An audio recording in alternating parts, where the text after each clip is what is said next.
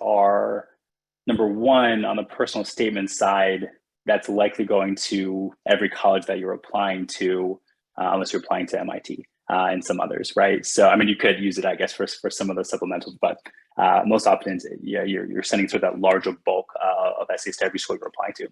When the supplements, it's typically going only, to the one school or the school that which you're sort of thinking about in that moment. So Columbia's, supplemental essay will be different than GW's, will be different than Bowdoin's, will be different clearly than what MIT is asking.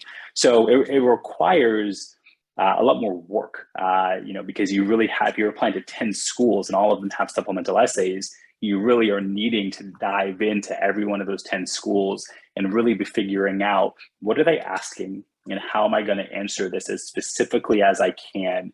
In a lot of ways, it takes a large amount of research to fill out the supplemental essays. Filling out a why, Columbia, why Cornell, why MIT, essay is not as easy as, well, I want to go there to study math and science, or I really love the location.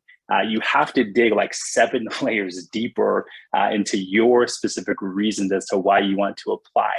I also found them as an admissions officer really interesting to read, because in a lot of ways you almost found out more about a student with the supplemental essays, one being a positive, one being a negative. The negative being they often didn't spend a lot of time on them. So the personal statement took up a lot of time, and then the supplemental writing was different. You could tell it was, probably rushed a little bit, or it wasn't sort of as edited as often.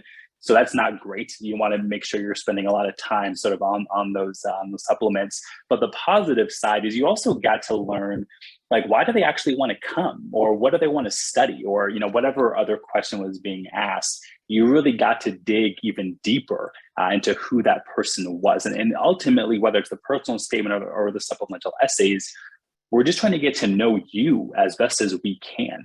So reading the supplements was actually really fun for me because you get to learn something else. And typically you get to learn something that wasn't sort of portrayed in other places, within the application. But to Daniel's point earlier, you do have to make sure that you're editing a ton, working, and this happened a lot at GW, and in a different way it happened when I was working at Hopkins. At GW, it would often be the Georgetown mistake. I'm so excited to apply to Georgetown University.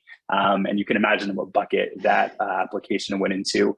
And then at Johns Hopkins, it often was, I'm so excited to apply to Johns Hopkins. And they forgot the S at the end of John. That also went into a similar bucket as well. So you just have to, the level of competition is so intense. I know that may sound kind of silly, but if you're not putting in that work and that time to make sure that you know the name of the particular place, you're not doing sort of the best of service to yourself in this process.